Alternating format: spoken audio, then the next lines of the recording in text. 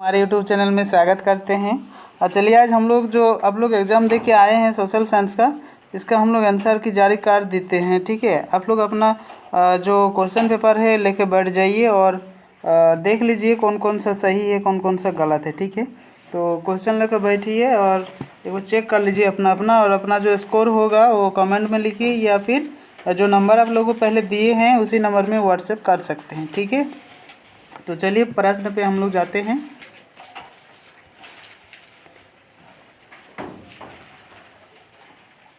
देखिए पहला प्रश्न है 19वीं सदी के दौरान कौन सी ताकत बनकर उभरा जिसे यूरोप के राजनीतिक और मानसिक जगत में भारी परिवर्तन ला दिया था। तो इसका आंसर होगा राष्ट्रवाद। ठीक है, इसका तीसरा नंबर वाला आंसर होगा। फिर देखिए उसके बाद दूसरा में देखिए फ्रांस में प्रथम विद्रोह कब हुआ था। तो फ्रांस में प्रथम विद्रोह अगर हम लोग देखेंगे तो इसका ऑप्शन होगा जो जुलाई 1830। ठीक है, चौथा ऑप्शन राइट होगा इसका। तीसरा नंबर वाला प्रश्न को देखिए, इसमें क्या है 1804 की नागरिक संहिता जिसे आमतौर पर नेपोलियन की संहिता के नाम से जाना जाता है। तो इसका आंसर अगर हम लोग देखेंगे तीसरा का तो ये सभी राइट होगा, चौथा नंबर इसका राइट आंसर है। ठीक है, क्वेश्चन आज नहीं पढ़ेंगे उतना। ठीक है, चलिए चौथा नंबर वाला प्रश्न को देखिए एक बार। चौथा है 1917 में गांधी जी ने खेड़ा जिले के किसानों की मदद के लिए सत्याग्रह का आयोजन किया था। खेड़ा भारत के किस राज्य में स्थित है। तो चौथा नंबर का ऑप्शन अगर हम लोग देखेंगे तो गुजरात में ये है। ठीक है, पहला। 5 नंबर वाला प्रश्न को देखिए, साइमन कमीशन भारत क्यों लाया। ठीक है, तो 5वां नंबर का आंसर अगर हम लोग देखेंगे तो ये इसका राइट आंसर हो जाएगा तीसरा। ठीक है, संवैधानिक व्यवस्था की कार्यशैली का अध्ययन करने के लिए। 6 नंबर वाला प्रश्न को देखिए, 6 नंबर वाला प्रश्न क्या है देखिए, 1804 के दशक में के मध्य और आयरलैंड में किसी बीमारी के कारण निम्न में से कौन सा फसल खराब हो गया था। ठीक है, तो इसमें जो है 6 नंबर का आलू का जो फसल था वो खराब हो गया था, इसका आंसर होगा दूसरा। ठीक है, 7 नंबर वाला प्रश्न को देखिए। 7 नंबर वाला प्रश्न देखिए, प्रथम विश्व युद्ध खत्म होने के केवल 2 दशक बाद दूसरा विश्व युद्ध शुरू हो गया था। तो इसका ऑप्शन अगर हम लोग देखेंगे तो 7 नंबर वाला इसका ऑप्शन तीसरा होगा। ठीक है, ब्रिटेन, सोवियत संघ, फ्रांस और अमेरिका, इसका ऑप्शन हो जाएगा तीसरा राइट। ठीक है, इसके बाद देखिए 8 नंबर वाला प्रश्न को देखिए, 1929 की आर्थिक मंदी के कारण दुनिया के ज़्यादातर हिस्सों में निम्नों में से किसकी भयानक गिरावट दर्ज की गई थी। तो 8 नंबर का ऑप्शन अगर देखा जाए तो रोजगार होगा, ये आय व्यापार होगा, तो इसका राइट आंसर होगा 4। ठीक है, चलिए 9 नंबर वाला ऑप्शन को देखिए। 9 नंबर वाला प्रश्न देखिए क्या है, बुनकरों को कच्ची कपास की समस्या का सामना क्यों करना पड़ा।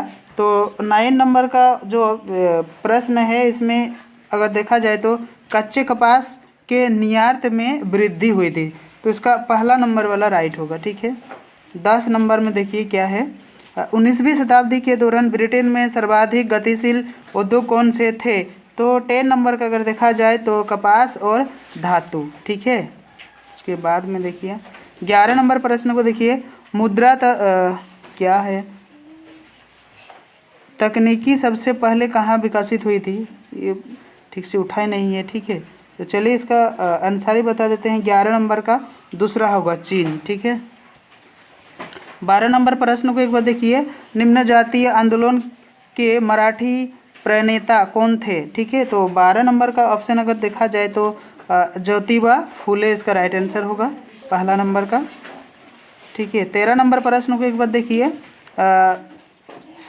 समाप्तियों के आधार पर संसाधनों को 2 भागों में बांटा जा सकता है। ठीक है, तो 13 का ऑप्शन अगर देखा जाए तो इसमें दूसरा नंबर वाला नवीकरणीय एवं अनवीकरणीय संसाधन के रूप में बांटा जा सकता है। ठीक है, 14 नंबर वाला प्रश्न को देखिए, संसाधनों के अंधाधुन शोषण से किस प्रकार का वैश्विक परिस्थितियों के संकट जो है पैदा होगा। ठीक है, तो 14 नंबर का आंसर अगर हम लोग देखेंगे तो इनमें सभी में प्रभाव जो है होगा, इसीलिए इसका राइट आंसर होगा चौथा, इनमें से सभी। ठीक है, चलिए 15 नंबर का देखिए, 15 नंबर में क्या है, वनों और वन्य जीव का संरक्षण करना आवश्यक है, क्यों आवश्यक है, तो इसका राइट आंसर हो जाएगा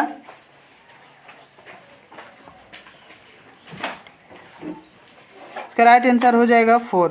ठीक है,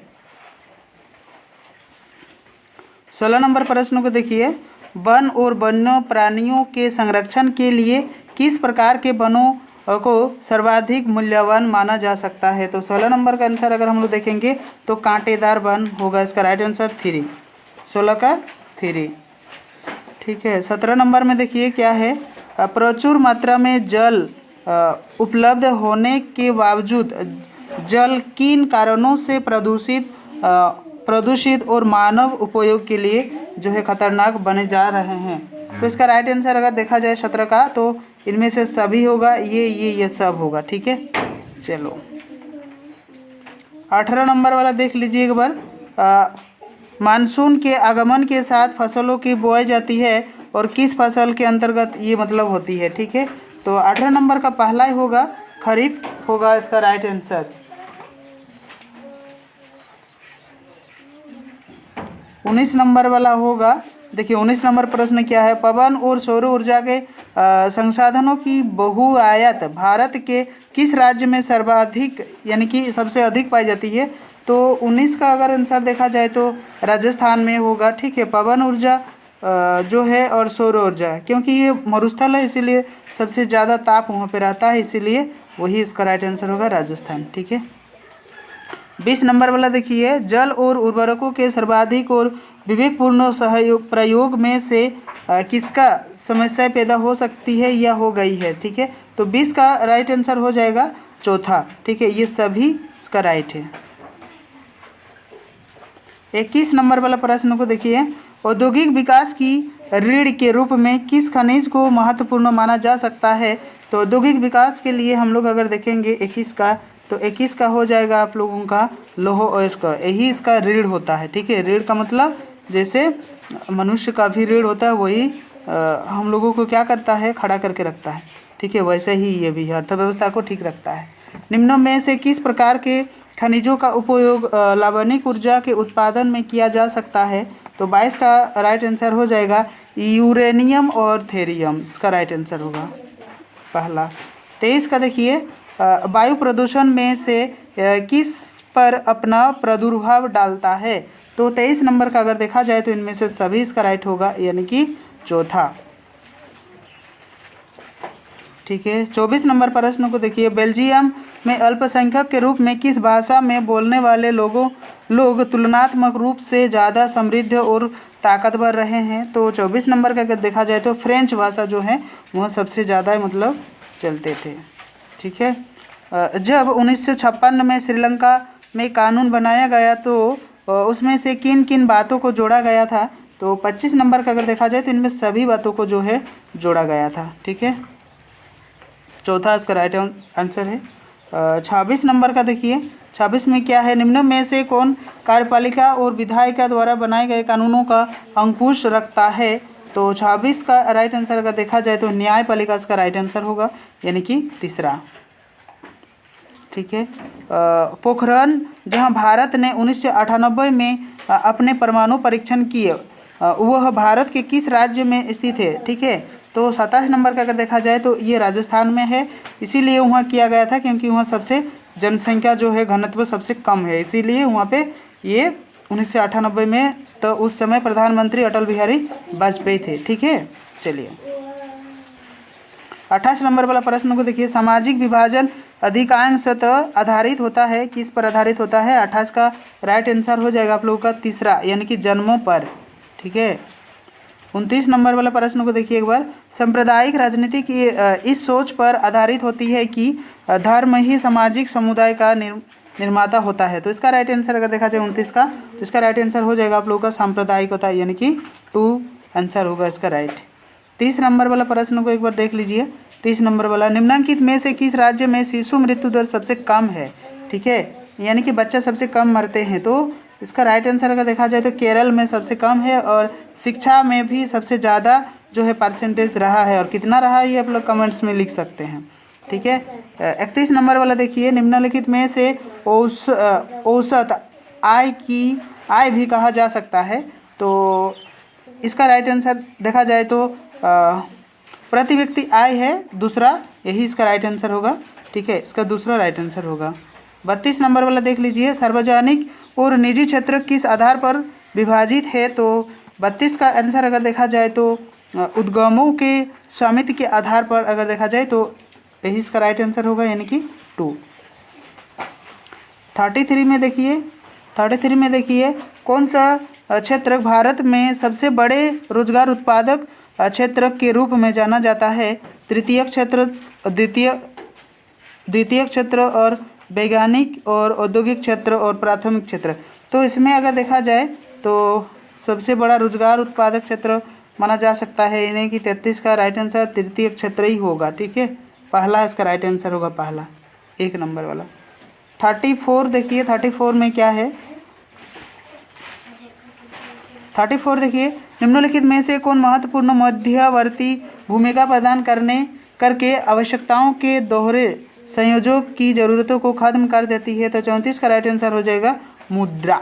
ठीक है, 35 नंबर वाला देखिए, 35 नंबर का राइट आंसर कौन सा होगा? सामान्य बहुराष्ट्रीय कंपनियों उसी स्थान पर उत्पादन का इकाई स्थापित करती है जहां क्या होता है, जहां इनमें से सभी होता है। क्या क्या? बाजार, और कम लागत पर श्रमिक, और उत्पादन के अन्य कारक, यानी कि इसका राइट आंसर होगा 4। ठीक है, उसके बाद 36 नंबर वाला देखिए, विभिन्न देशों के बाजारों को जोड़ने या एकीकरण में निम्नलिखित में से कौन सा सहायक होता है? तो इसका राइट आंसर होगा 36 का, तो इसका राइट आंसर हो जाएगा आप लोग का दूसरा, विदेशी व्यापार। ठीक है, 37 नंबर वाला देख लीजिए एक बार।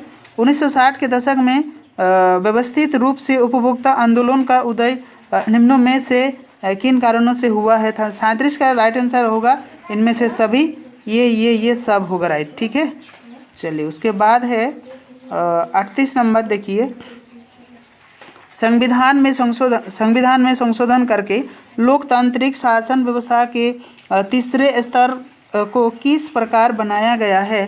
तो इसका राइट आंसर शक्तिशाली और प्रभावी बनाया गया है। ठीक है, पहला होगा उसका राइट आंसर। 39 में एक बार देख लीजिए, अन्य जाति समूहों से भेदभाव और उन्हें अपने से अलग मानने की धारणा निम्नलिखित में से किस व्यवस्था पर आधारित है? तो 39 वाला होगा इसका वर्ण व्यवस्था। ठीक है, तो ये वर्ण व्यवस्था इसका राइट आंसर होगा। ठीक है, ये